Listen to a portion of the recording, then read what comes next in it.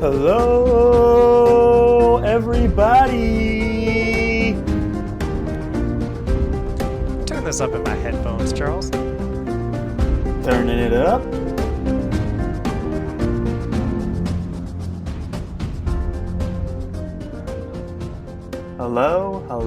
Hello, everybody, one and all. Welcome to another very exciting episode of the Friends Talking Fantasy podcast. My name is Charles, and with me today, as always, is my lifelong friend and co-host, Dylan. I'm ready to talk some fantasy with my friend, Charles. I'm ready to talk some fantasy with my friend as well. And as you could guess from the title, we've made it, guys. We've made it to the end of the Poppy Wars. Today we are discussing The Burning God by R.F. Kuang. I thought it was a really strong conclusion to this trilogy, Charles. I was saying a little bit to you already off air. Like that's the way it had to end. Yeah. And as I'm already talking about the end and not giving specifics yet, I do want to let all of our listeners know that there will be spoilers for all three of the books in the Poppy War trilogy in this Buddy Read episode, as there always are spoilers for the books that we're currently covering in the Buddy Read episodes. Exactly, well said. You know, our buddy reads the series as up to the book we're talking about. Spoilers are all on the table, and this is the end of the Poppy War trilogy. And so we are going to be talking about the whole thing today. We have quite a lot of to discuss ahead of us, but I would agree. I was going into the Burning God very excited to figure out how this would play out. I knew it wasn't going to be pretty, and the ending delivered for me as well. Also, just a heads up, I don't have a microphone with me today, so if the audio is a little different than usual, I apologize, but just get that out of the way. Should we get into spoiler territory? We're heading straight for spoiler territory right now, so turn this down in your headphones if you don't want to hear any spoilers and Right. haven't finished The Burning God But yet. go read So, Burning God. We recommend it. do You know, it. go read the Poppy War trilogy. It's very good. Very good. Yes. And come back to this episode when you're done and let's talk about it. So thank you. Goodbye. And to the rest of you, hello. How about that ending? Yeah, seriously. I mean, R.F. Kuang really delivered in the way I think this had to end. I feel like this is a series that just has such strong themes to it. And Hmm. when it's a series that is so based around these themes, the way that you conclude things is how you make your statement on what you have to say. And I think that R.F. Kuang did it in exactly the way that you kind of had to at the end here. I agree. I knew it was going to be tragic, but I just wondered how it was going to go down. Like how many betrayals we were going to experience, like how far gone Rin was really going to go, what was she capable of in terms of violence and destruction. And I think Kwong took all those expectations and delivered on that as well as delivered on her themes. And it was like you said earlier, like the book like had to end this way. You know, it's just what Kwong was building up to over the past three books. It's what she's been telling us this whole time about the character of Rin. And by the time we got there, it was really just it had this finality to it. It had this weight to it, and I was just very impressed. Me too, Charles. So, yeah, it's something of a tragedy in the sense of Rin, our main character who we've been following so closely throughout this series, doesn't make it through alive. And in the same sense, there's a tiny glimmer of hope. I mean, things are still really crappy, Right. right? But Very. by the end, the world is better without Rin in it, and Rin is able to make a choice to take herself out of it by acknowledging that and gets a little bit of redemption there.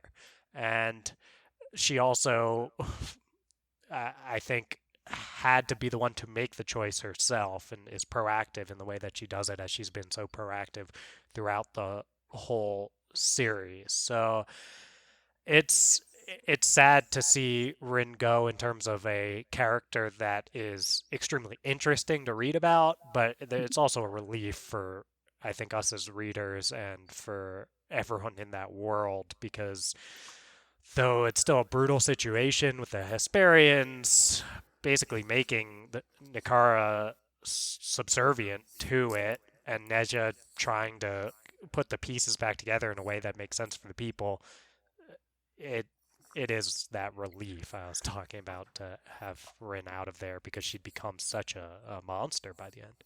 Absolutely. And that decision to end with the epilogue from Nezya's point of view, looking down on Rin's body and kind of reflecting pretty much what we're reflecting on right now, was a really interesting choice. And it resulted in some really great quotes. And like you said about themes, it really tied a lot of them together. Like you said, there's a part where Nezya was like, I'm going to paraphrase here because there's some non family friendly words in here, but he Gotcha. realized dimly that he ought to be glad she was dead. He should have been effing delighted, and that's italicized. And rationally, intellectually, he was. Rin was a monster, a murderer, a destroyer of worlds. Nothing but blood and ashes ever trailed in her wake. The world was a better, safer, and more peaceful place without her in it. He believed that. He had to believe that.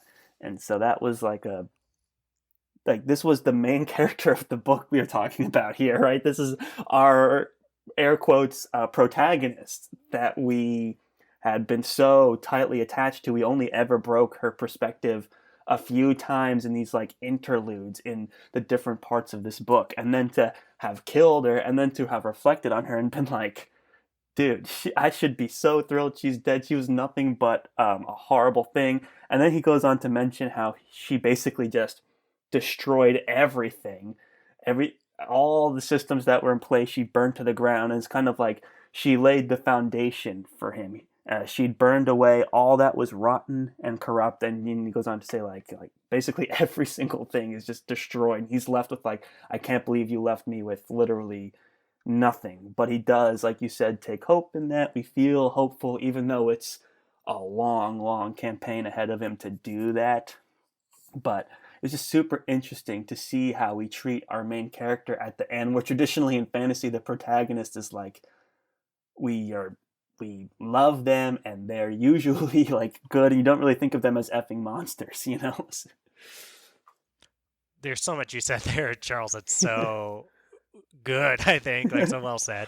And I think one piece is talking about that Neja point of view, and I think it does such a great job of validating the reader's experience because we saw where Rin came from, and even if we don't approve of the things that she's doing by any means by the end here, we understand her, and in some ways, maybe we hold some of those feelings toward her that Neja does, some of those positive feelings, and kind of like feel bad to see Rin go, but also have this more rational understanding of the world is better without her. And yeah, such a brilliant choice to put us in Neja's point of view and therefore validate our own as readers. And I think I kept circling back to this. I don't think I said this on the air, Charles, but I mentioned this quote to you at some point. Mm-hmm. That's it's often attributed just as an African proverb, which I could give more specific than that as to Mm-hmm. where it came from. But there's a quote that says, "A child that is not embraced by the village will burn it down to feel its warmth."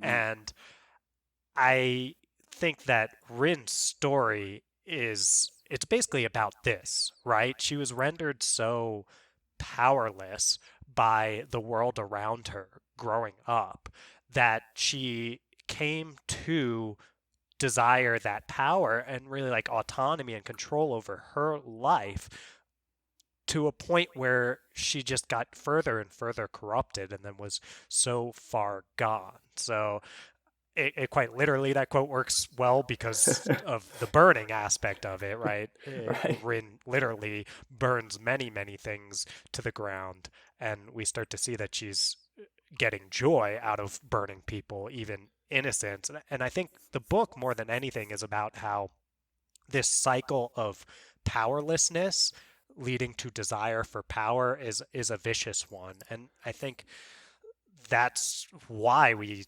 empathize or at least sympathize toward Rin, because we know why she became what she was by the end. Very well said. I think Kuang does this amazing balancing act with Rin of, like you said, these themes that power is kind of cyclical, this powerlessness, desiring for power, and creating, like this creating destruction, and with us kind of rooting for Rin in that way, but also bringing back home this theme of like, well, what she's doing is part of the problem. Like even though we are kind of rooting for her in a way, she's always been kind of a problematic um, individual, creating lots of death and destruction, and yet we're still trying to root for her. And Kwong has been balancing this with Rin masterfully for 3 books, and it kind of comes to a head where she's starting to, in this book, even at the very beginning of this book, she's starting to kind of get a little uh, unstable. She's starting to, Kwong is starting to like remove some of the veneer behind her kind of destructive tendencies. Like the book opens where she just absolutely levels a city mercilessly, burning like her own people, and as well as with the enemy. In Kudla, Khudla, is where she's like liberating this village and just destroying everyone, and she's like reveling in the ecstasy of being powerful and causing that kind of destruction. And that continues to the point where ultimately she's considering killing Kite. At the very end, she's like so paranoid that the only 2 people she's trusted, Venka and Kite, would be capable of plotting against her, and she was like planning to, act against Kite at the end there. And it wasn't until she realized this theme of the cyclical power and history repeating itself and all that she had this like epiphany moment right at the end where this theme comes to a head, and that's what makes this ending like the next level for me.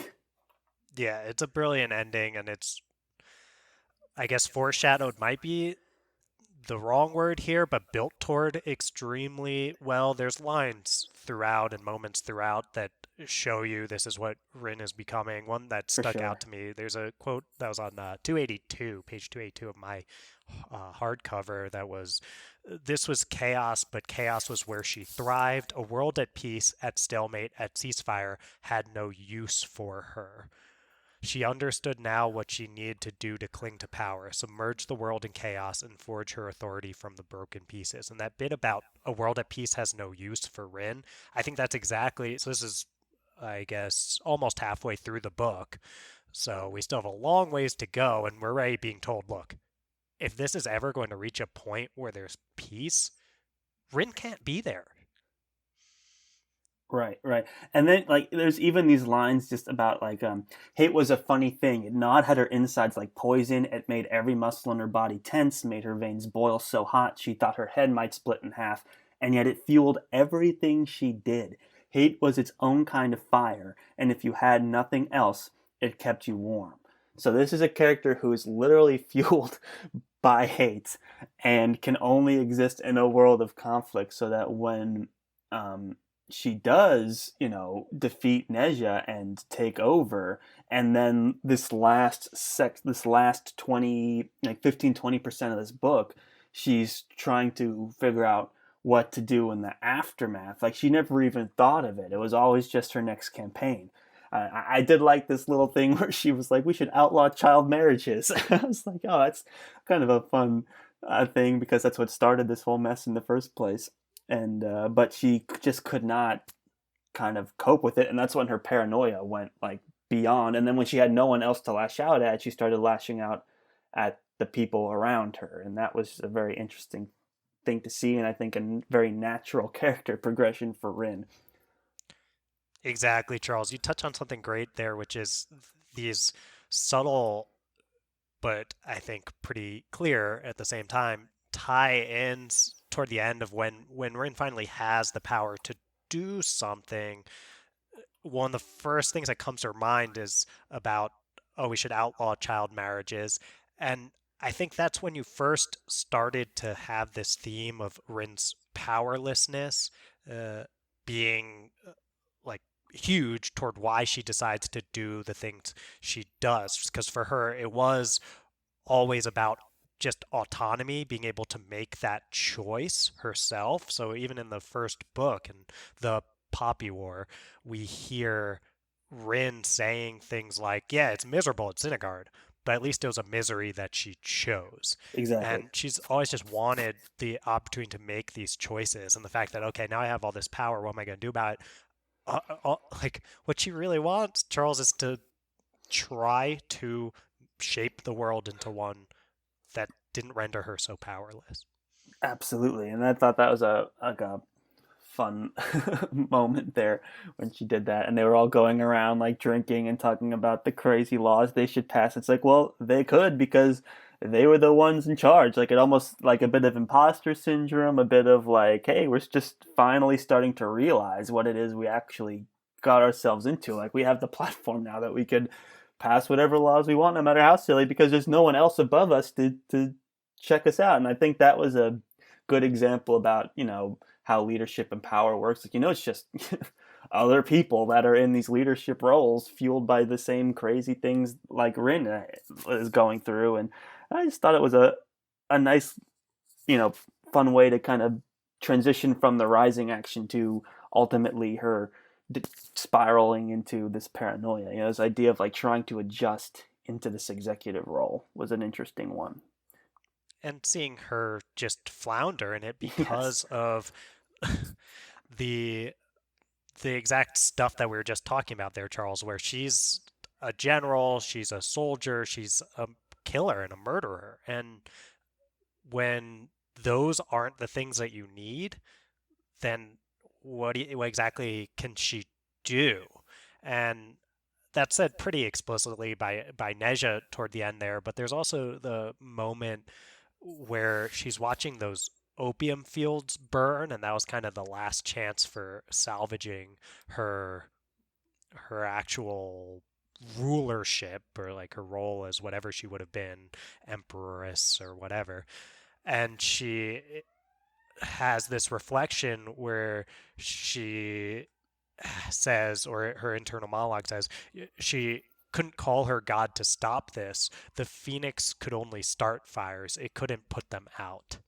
Mm. Yeah, So she that's runs good. into this problem there where something is being destroyed and she needs it to not be destroyed. Yeah. And though she has the power of a god, she's helpless to actually restore anything. All she really knows how to do and can do is destroy. Yeah, that's a really beautiful piece of that puzzle. The other theme that I think that this talked about at the end of this book that has been present throughout the whole series is like the theme of colonization. And the Hesperians were largely quiet throughout this book. I mean, their technology was ever present, but it wasn't until maybe halfway into the book that there was a moment where they were interacting with like New City, the Hesperian technology, and then at the end with Neja, he's like the ominous thing is like dealing with this idea of colonization from the Hesperians.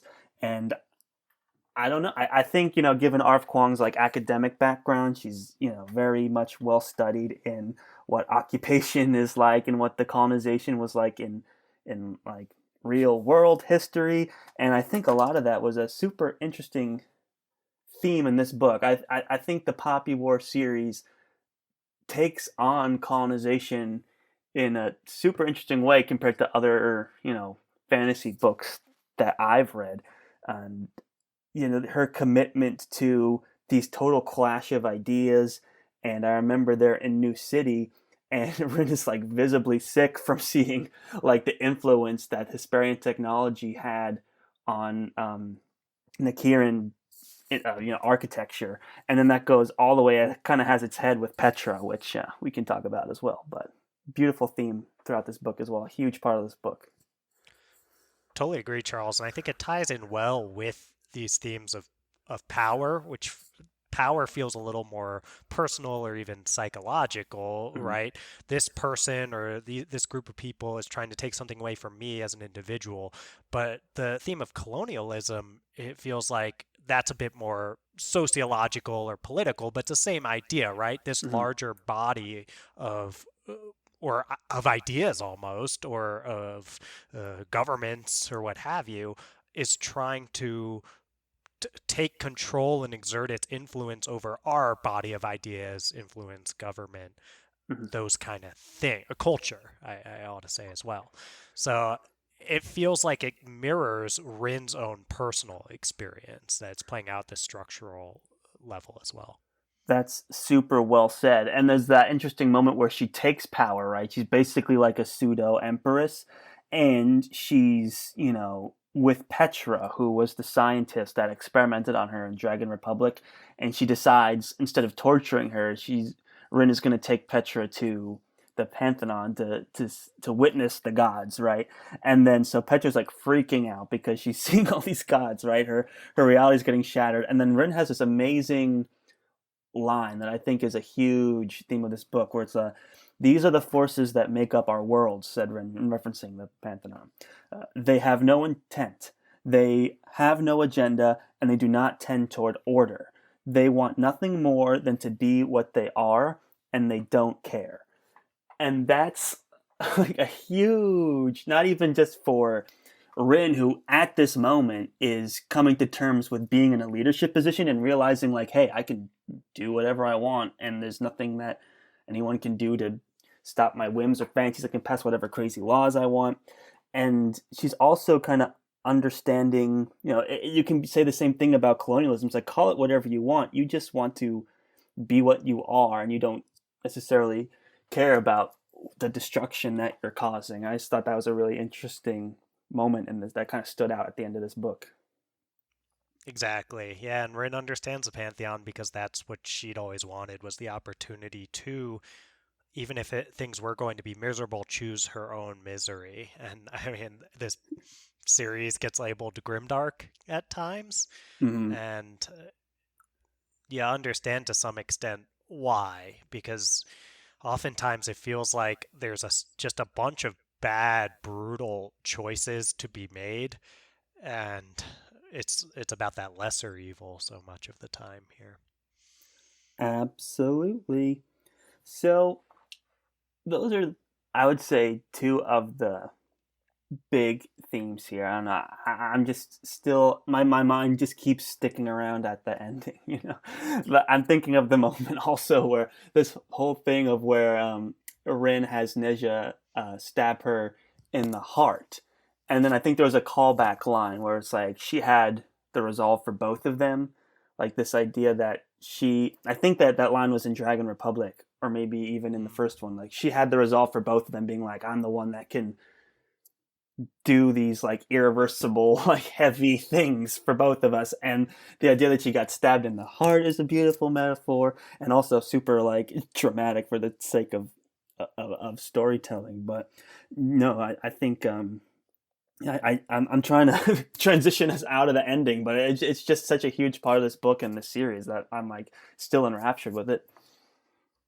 Right. I'm feeling the same way, Charles, that as we were saying, when a book is about certain themes and things like that, it and it has such a strong ending like this that drives those themes home, it's hard not to start defining everything else that happens in the book just by the ending and the way that it concludes. But it is important for us to make sure that we cover all of the important moments in a book that wasn't just about the destination, it was about the journey too. Absolutely. And this journey is a crazy one. Kuang's writing style, and we've said this in Poppy War and Dragon Republic. Her pacing is extraordinary. Like she covers, like we've said in the past, like a trilogy's worth of plot developments into 600 pages, and this may be the fastest pace.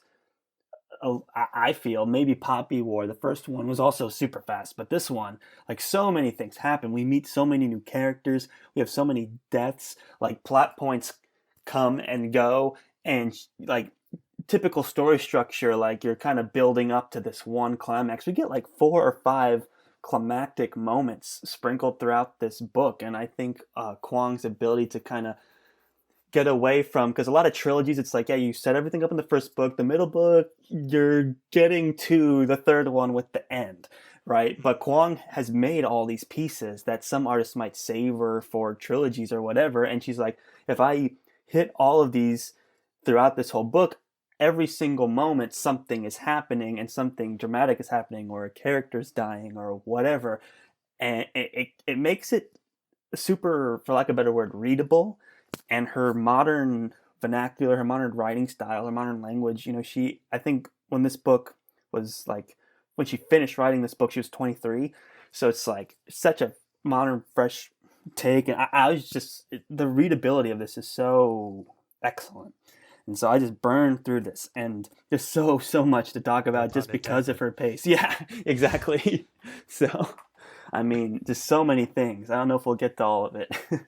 No, I mean, we were talking before off the air where we're like, look, sometimes in these episodes we try to hit all of the plot points that feel important. And I mean, Kwang gives us so many important plot points and just sprints through with this awesome pacing. And I mean Mhm. that in all the most positive connotations I can come off with. No, I mean it's And rewarding. Sometimes you read a fantasy book and you can just tell you're in between like big action pieces, and you're like, "Oh my gosh, I just got to get to the next piece." But with Kwang, it's always something happening, and she's not afraid to have that final moment 20% into the book and then just have another moment.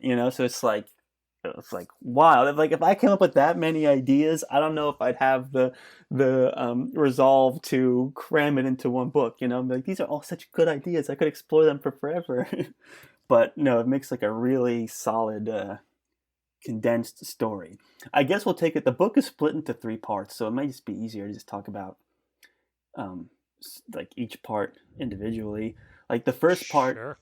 like I had mentioned earlier in the episode, we're introduced to Rin, and like right away, all this writing about how she is just being super destructive, and she's loving it, and her anger is being fueled by the fire, and she's all this beautiful description of how people's bodies are like skins melting off their faces or whatever. It's like very graphic, descriptive violence. And we meet Soji, and we talked about occupation, but one of the things that I've always liked about the Poppy War is how Rin has kind of navigated authority and realized, you know what, like they're not necessarily right, and I can like upstage them. And one of the things I really liked watching was Rin kind of getting through Soji, and also getting through the monkey warlord, Liu, Liu, Liu. So the two of them, um, watching her watching her like navigate dealing with them, and then eventually they try to use her, and then she defeats them, was a fun little story arc that only happens in like less than the first 50% of this book. We are meet these characters, we have conflicts with them, and we resolve it. So really fun moment there.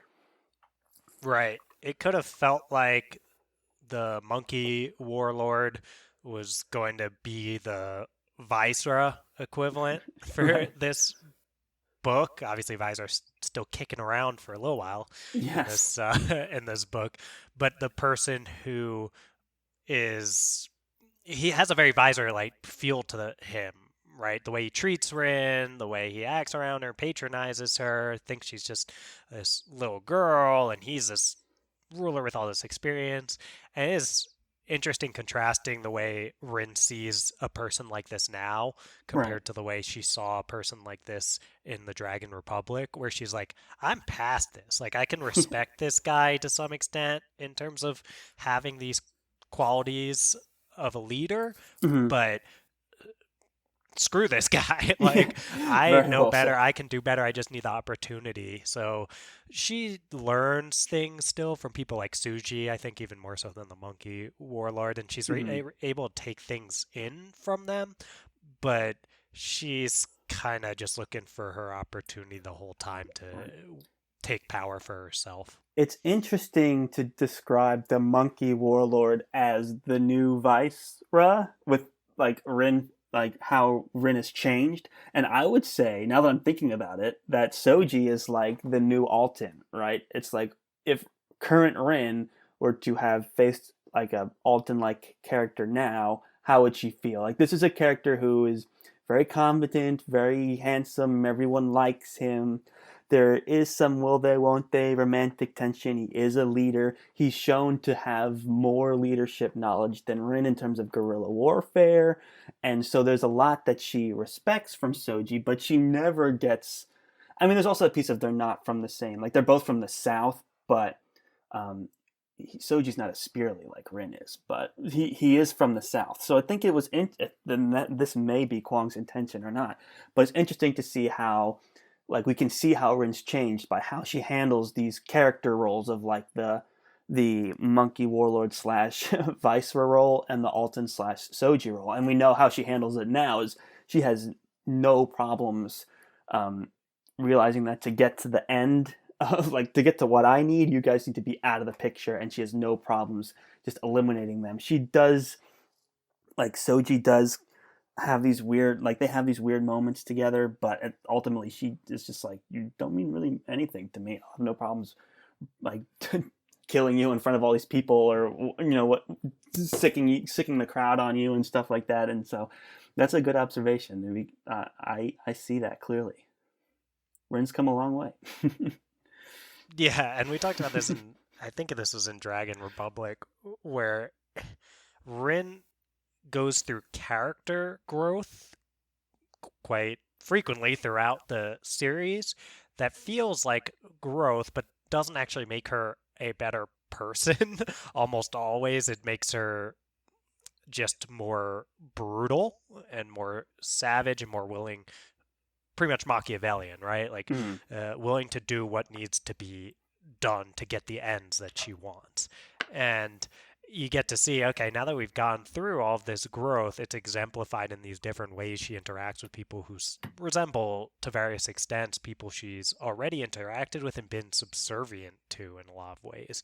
And for a book about power, her just seeking to wield that power in spite of any of the characteristics of the Suji or the Monkey Warlord shows this is who she is now. She's all out, relentless, going for that power. Very true. And I think what also helps her become relentless is there is this moment right at the end of part two where she does try and go back to her hometown and it's just totally That's destroyed. in part one, right? I believe so, right. She goes back to Takani Yeah. and she's searching for Tutor Ferric and can't find her. And that's just I think a part of her being able to disassociate is she has no home now. It was described as being basically razed to the ground, and like she's like, "Oh yeah, my stepmother and brother are probably dead, and I can't find Tutor Ferric anywhere. He's probably gone too." And then it's never really brought up again. She just kind of forgets about them, what she had done when she went off to Syndicate. So I think that's just another detachment piece. But what happens right after that is we reunite with Daji, and that's when part two kicks off. This whole thing with the trifecta, which could have been Yeah. this huge thing and then wasn't. Yeah, it's interesting. You mentioned earlier, Charles, that we get multiple climaxes, and it very Mhm. much felt like the trifecta could be part of the ultimate climax of this whole thing. Right. And instead, it's basically just the climax of part two uh, that they end up being dealt with and done away with. And looking back now, understanding where this book ends up, I think that's all a piece of that point from Neja that she burned down everything left of the old world, and for better or worse, there's some chance to rebuild from the ground up here. And I think that's kind of what the trifecta end up symbolizing in the long run is that was the old world, and we're done with them. Very well said. There's this moment that I love with the trifecta when they go back to the mountains, the Baoli Mountains, and they entomb Rin.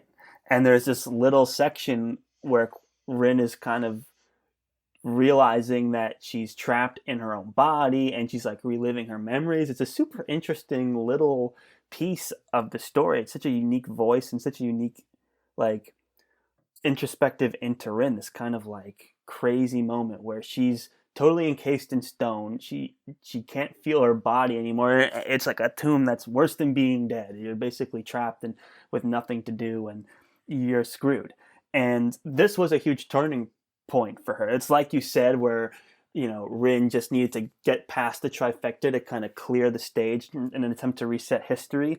And there's this quote, she should have known better than to put her fate in the hands of people more powerful than she. She should have learned many times over that everyone she pledged her faith to would inevitably use her and abuse her.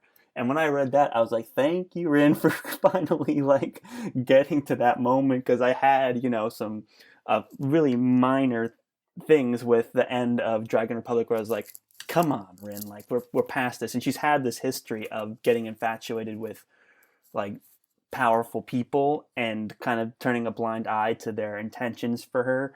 And here, I think a huge part of the trifecta arc, this part two, is being like, you know what, I'm done with this idea of like this infatuation with people more powerful than me. I don't need them. And that's a huge breakthrough, air quotes, breakthrough, more like part of her descent to madness for Rin. Right. That's that's definitely the case there, Charles. It is very sad to see Rin. It's right, that piece again, right? That was growth. You were happy to see Rin reach this point where she realized, hey, given your life circumstances, everyone that you've ever let have any power over you has abused that. So Right. you need to learn that is how we're feeling as readers. But that's a very, very like cynical way to Yeah. view things, right? It contrasts with some of the themes of something like, let's say, Mistborn, and I won't spoil anything for Mistborn, but Mm-hmm. if you've read that, you know the view is a lot more optimistic. That's not a spoiler on some of these ideas like trust and hope and those kind of things. Right. And in in this case, the world is so dark, the people around her are so awful that she has grown by learning, hey, anyone who gets power over me abuses that power. Right. And it's brutal, but it's a lesson she kind of had to learn given her circumstances. Well said. And this is a problem for Rin, right? She is what she has to be to succeed. But how can you, once you have succeeded, how can you have meaningful relationships and how can you be happy if your thought process is everyone you pledge your faith to will inevitably use and abuse you? This is almost like a foreshadowing moment for the end with Venka, which we never get concrete proof that she really did betray Rin. And then she also goes on to be paranoid about Kite. So between the two of them, um, like it's kind of foreshadowing to that. It's like now that I'm in peacetime and there's no enemies left, this is all I have left, and I can't sustain that. I can't live this way in a world that doesn't need me to be this way, and that's kind of was her come to her realization, her come to moment where she was like, you know what, I there's no place for me in this. I'm causing more conflict than I am. There can be no peace with me around. So it's a really great moment there in the mountains. Exactly. And I think pretty much the first time that we see Rin's character growth actually make her a better person is right at the end there, which is of the whole series. Actual growth. Yeah, that Yeah. epiphany at the end, and then it's when she realizes she has to kill herself, or that she has to It, die anyway. It's but yeah, super interesting. And the part two, I mean, it keeps going. We meet the dog warlord. He's cool, and then we go to Mount Tianshan, and the trifecta just get like nuked out of existence, and that was a right after like this whole thing of the Dragon Emperor, right? This has been something that has been foreshadowed for since all of book one. In this book, there was this little teaser at the beginning of part two where Daji is like helpless and in fear uh, of the Dragon Emperor. Same with Zhang, and we've seen them both do really incredible things. So we know this guy is a huge deal, and Rin's kind of placed all her bets at this point on reviving him and using him for this battle. So when he is awoken and we see how powerful he's, we're like, whoa, this is like a huge moment. And then like it ends. The Hesperians combined with Rin, they blow up the mountain, and the trifecta is just gone. And we're like, 60% of the way into the book. That was a shocking moment for me, Charles. I thought that the trifecta was going to be a part of the ultimate resolution Right. I here, was like, I'm but not convinced they're dead. I need to see a body. yeah, and I It wasn't think until we got to that Chagin yeah, moment that I changed my tune. But I was still, even after that huge explosion, and they're like, oh, they're dead. I was like, I can't believe it. I can't believe it. There's still that piece. I felt the same way. I think that's why we're so used to some of these tropes, like if you don't see a body and things like that, Mm-hmm. that we expect, oh, they must be coming back. So I think it was really smart of Kuang to throw in that moment with Chagan, who we know has a very deep connection to the Pantheon. And he's like, no, trust me, they're dead. And he's basically speaking to the reader, I think, here. Yes, definitely, because I had my doubts, and I wasn't convinced until Chagan was like, "Yeah, I checked out the Pantheon. Same. They're gone." And that reunion with Chagan was an interesting one as well. He's apparently gone off and done his own thing and solved all his problems, and now he's come back to her as this leader type person, and he was giving her warnings before she went up to the mountain, like these people are horrible, and depending on what you do, will be like how will be how we interact, right? He's basically kind of warning her, and she didn't fully take his advice at the time, but this kind of resolves when the trifecta are gone. He's like, well, thanks, bye. And so it was just kind of a fun little reunion there. I think this was more of Rin, another thing that Rin had to just incinerate to like level the playing field. So Agreed, Charles. Yeah. that's that. Do you have anything to say about Chagan before we get deeper into part three? No, I think he made it through this whole book, which He puts him in a did. rare, Yeah. a rare group. Yeah, it's like him and Neja, basically. Yeah. uh, Very few characters were spared.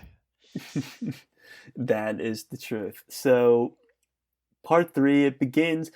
Well, there was this really interesting. Oh, the one thing we didn't talk about in part two was when we were talking about colonialism. She just, for whatever reason, I guess the academic in her just wanted to do this.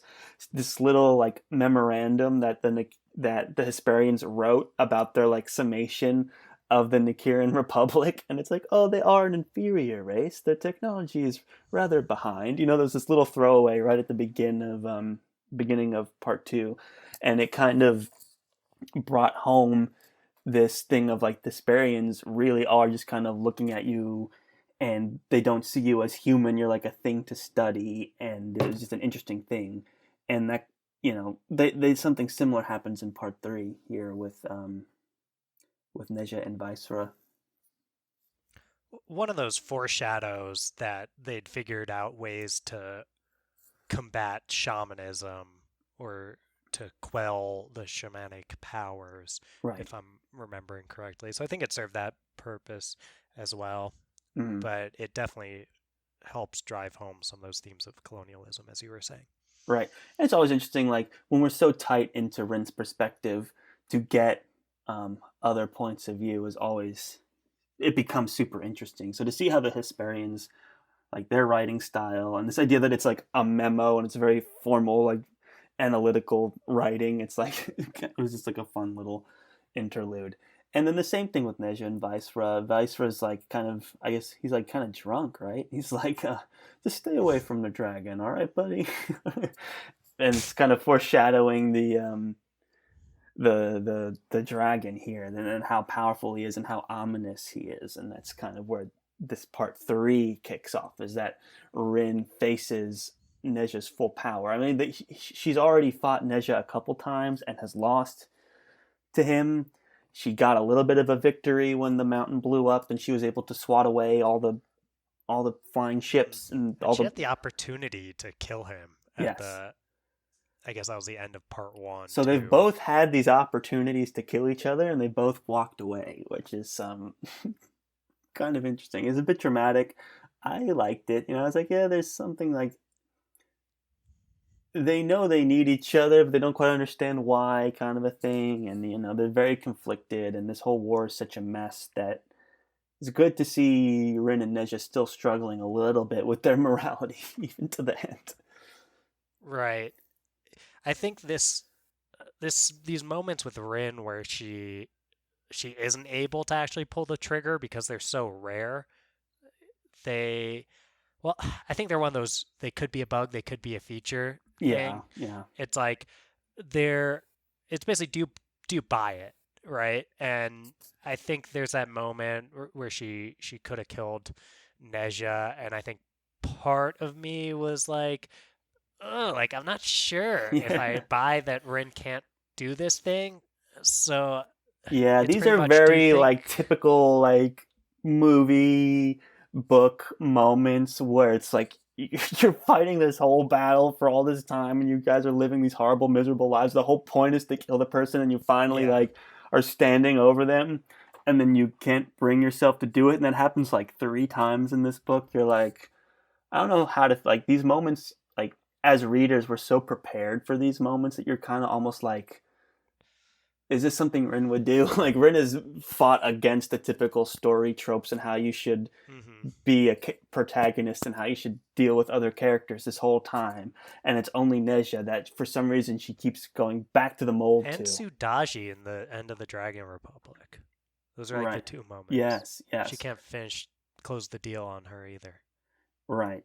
Which but I guess she kind of saw something in Daji, like there's something more to her purpose, and who knows. But yeah, I'm I agreeing with you. These moments to me read like typical like story structure. Like I want to have the conflict, I want to show the change in power, but I don't want to actually commit to killing the character right now.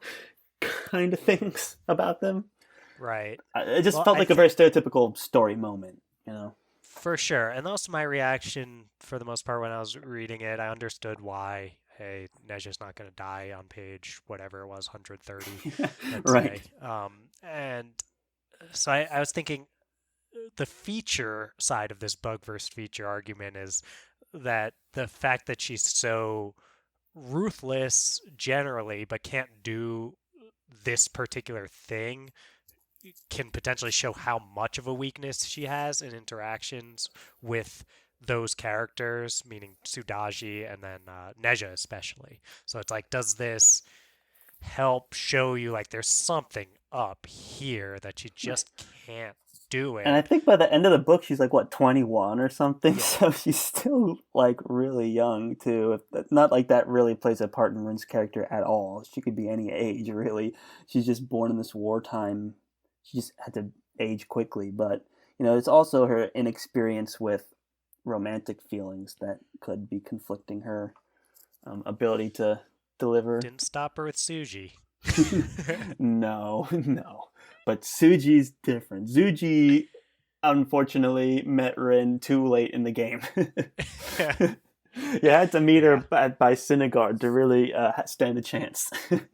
that's true. And he had a brutal ending. I mean, Yeah, that was a creative way to kill a character. I was wondering if she took that from somewhere in history. I mean, I she wouldn't be must have. She surprised took so if she much of it did. from history that So, yeah.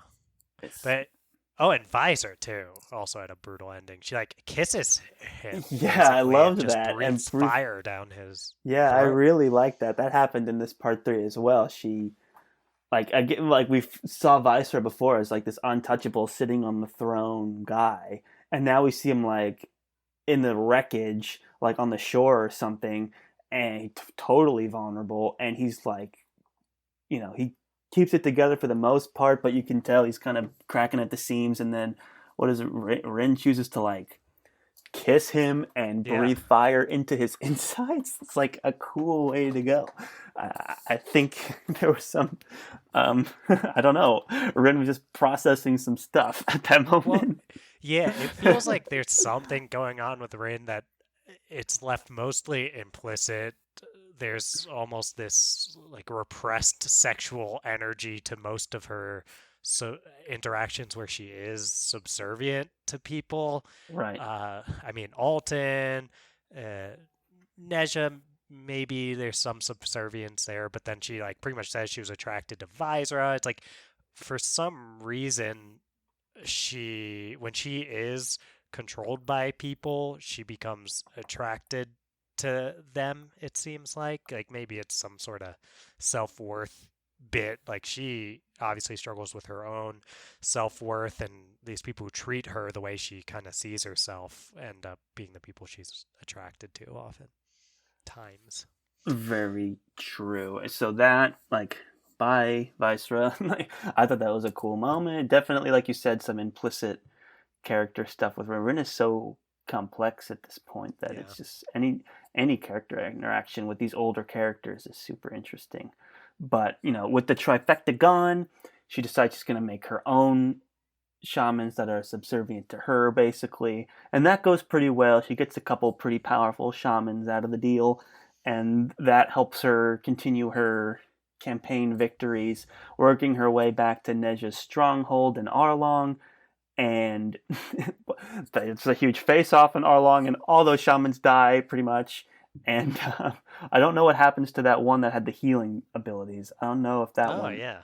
that one might have gotten away. Okay, but none of the other ones did. That's interesting to think about. I totally forgot about that one. And yeah, I guess she probably made it out all right. And that's kind of nice that there's the one who actually has healing powers is the one who potentially made it out That's true. unscathed, That's very hopeful. right? There's the last shaman out there somewhere, and it's the one with the power to heal.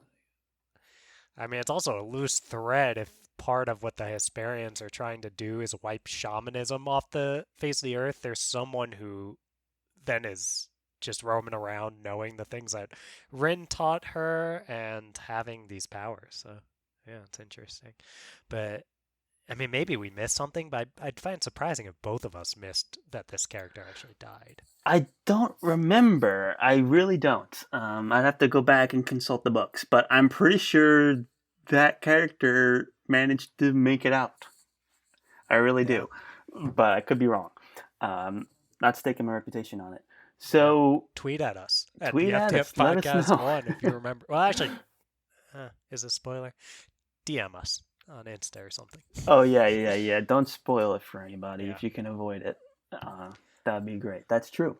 All right, and then that basically brings us to what we talked about at the top of the episode. We're Rin's manages to hold off the dragon, and then she's dealing with having this power. She goes back to Takane. The poppy fuels burn. There's that great moment that you brought up where she couldn't stop fires; she could only make Yep. them. And then we get to the beautiful ending of this book, which we did a good job covering, I feel. Yeah, I feel that too. I mean, are there things that you feel like are left to discuss here, or are we at the beautiful ending of this Oh, podcast as well? I guess, I gotta say, R.I.P. Bin Bin. You were too sweet and innocent for this world. Bin Bin, as you all know from reading the Poppy War series, is the little white dog that they used to test the poison for Rin's first meal as Empress. And it eats the poison and then Oh, it dies. Charles, that reminds me. I don't think we talked about Venka dying, did we? we And then kept we kept mentioning it, but you can't just okay, brush over Bin Bin like that. R.I.P. Now we'll transfer over, and there's a lot of like innocent animals that get killed in this. It's always kind of sad, but that's just the harsh reality of war. Way worse things happen. Um, so we're this whole thing with Petra. Right? We were talking about this idea of like anyone that you trust will ultimately betray you, right? Or anyone you relinquish power to will betray you. This was something that she had been building up to this whole time. She's been getting these notes from Neja that are like yeah, always like seemingly like, oh, he knows what's happening, all this other stuff, and you're like, oh my goodness, um, this is a. Do I have a spy in the ranks? You know, she's really starting to spiral, and then Venka says this turn of phrase, this idiom or something that Rin read in one of the notes, and It's that like causes her to just squealing freak out. for Something like a pig. yeah. Some line So about anyway, pigs. yeah. So I mean, I this whole since the moment, who knows, probably in the first 100 pages where Venga was like, "Hey, uh, Neja's sick," and then Neja wasn't sick, I was like, Venka's a traitor. Like I Yeah, was screaming that internally for probably yeah. 500 pages.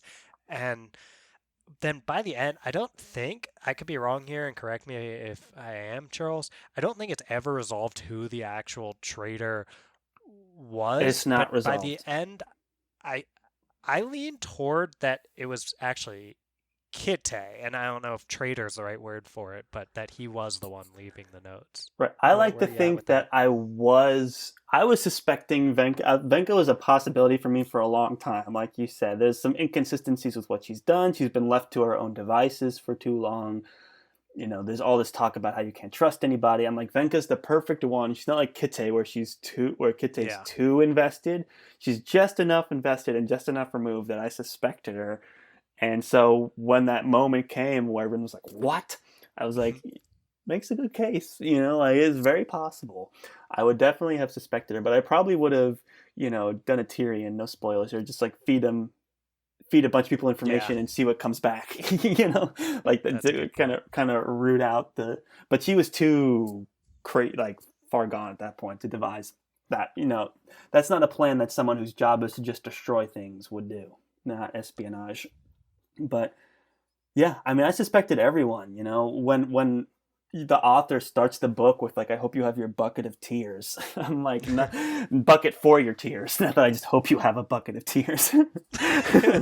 A bucket for your tears. That like something heartbreaking was going to happen, and the only meaningful relationships are basically at this point, Vanka, Kite, Rin, Neja. Like that's it. So to watch them all kind of almost unravel at the end was um, the big moment, I guess I would say. For sure, Charles. There's this inevitability to Rin's death, of course, and then to Kite's death as well, because he is bonded to her Right. And there's something through. interesting there. It's like, is this a betrayal, really? I mean, they're doing what's right, but they're kind of like walking on eggshells around Rin because, like, well, there is some of this inevitability of dealing with the Hesperians. Like, people are literally starving, like the worst starvation this Mhm. nation's ever seen, and there's just no food. So, like, this is not something fires can fix, which is Right. beautifully shown in Takami. I think, Charles, that's why I was like, I don't know if traitor's the right word, and why I do Yes. think it was Kite, where it's like, first off, the main reason I think is Kide, it's twofold. One is that Kide was like kept telling Rin to shut up when she was accusing Venka. Like Kide was unnaturally for him, like angry and not being just like pragmatic, like, well, I guess you could consider. It's like, well, that's probably because he was the one doing it the whole time and knew for a fact that she wasn't and didn't want Rin to kill someone who was innocent.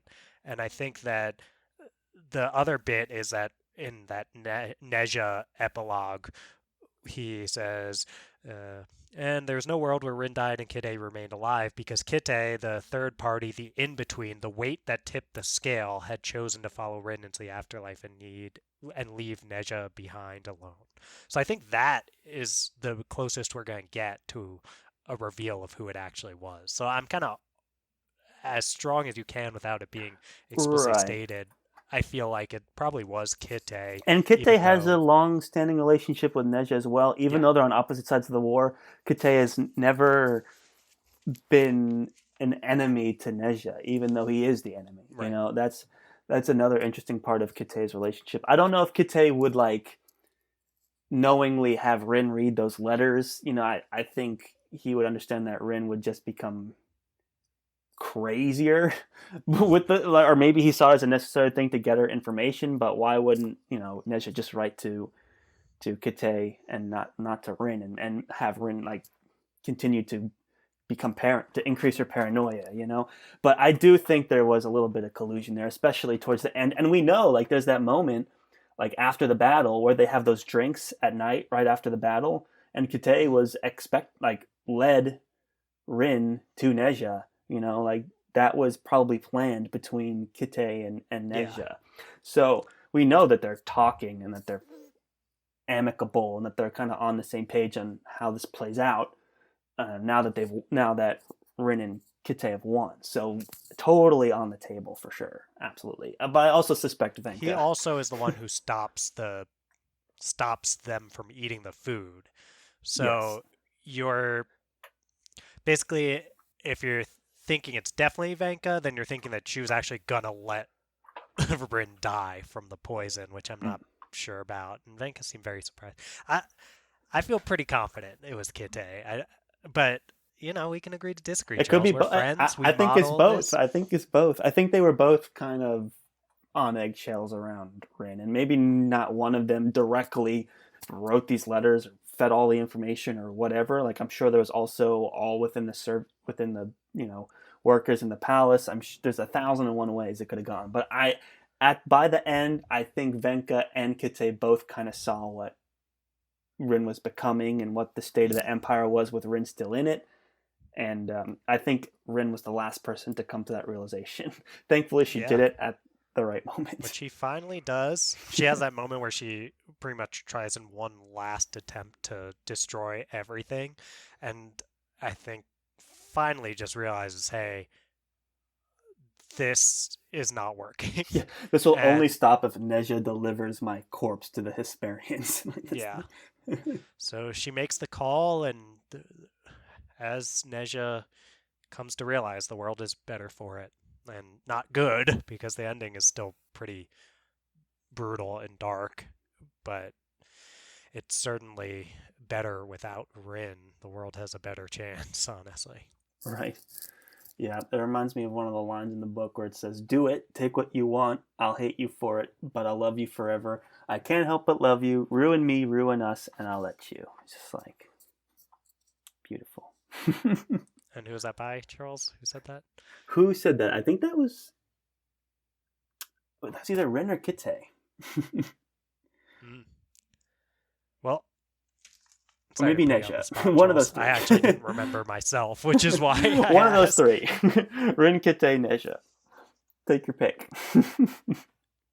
In a way, wasn't it all of them? Um, Indeed. Because that's well, what fire Charles, does, Dylan. It consumes. It takes everything.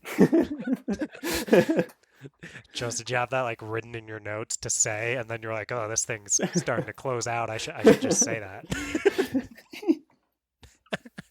You could just, take that soundbite and put it at the end of anything Dylan says throughout this whole episode. That's what fire does, Dylan. It burns and consumes. And then you're spot on there, Charles. Totally agree. Yeah, it's the like autocomplete like algorithm for friends talking fantasy. Yeah. Right. We need a soundboard. Yeah. It's That's well said, Charles. Would be on the Dylan one. That's right. Thing about fire, Dylan, is that it burns everything. All right. Well, that's it, everybody, right? That brings an end to an exciting series. It unconventionally, like Rin, forced its way into our lives. It was something that we unceremoniously just shoved into the schedule, shoehorned it in, and No now, friends pitching fantasy at all. It's yeah, it the only bypassed series Friends pitching fantasy. Very besides true. Mistborn but that was our first ever book. Right. And Emperor's Soul, Oh, true. But which not was a series. collab. Not a Yeah. series, though. And then now we have Burning God, which is sandwiched in between our, Book of the Ancestor reading, very much on brand with this whole series. So we were very happy to have made it work and to have read it in a timely manner. This is the first time I've read a book that had just come out in a long time. It was fun. I enjoyed it. So thank you, everyone, one and all, for listening to yet another very exciting episode of the Friends Talking Fantasy Podcast. This has been your hosts, Charles and Dylan. If you like what you heard today, reach out to us on social media. We're the FTF Podcast with the number 1 at the end on Twitter, and the FTF Podcast for Facebook and Instagram. You can always shoot us an email at theftfpodcast@gmail.com. Let us know what you think. Send us out messages. Justice for Bin Bin, everybody. Let's do it. Hashtag justice for Bin Bin. Hashtag justice for Bin Bin. That sweet, innocent pup did not deserve to eat poison. You could have fed that poison to anybody. Or just not eat the food. How about that? Kill Bin Bin. Anyway, everybody, thanks for listening. Let's see, what else could I do? Toss 5 stars to our podcast, guys. Go to Apple Podcasts if that's where you listen, and drop 5 stars if you like what you heard. We really appreciate it. I think we've had like 7 reviews on Apple Podcasts, so you could be the 8th and it would be super meaningful. So please go ahead and do that. Anything else you wanna plug here at the end, Dylan? No, I think we did it. All right, we did it, guys. Thank you so much for listening, and as always, go forth and conquer, friends.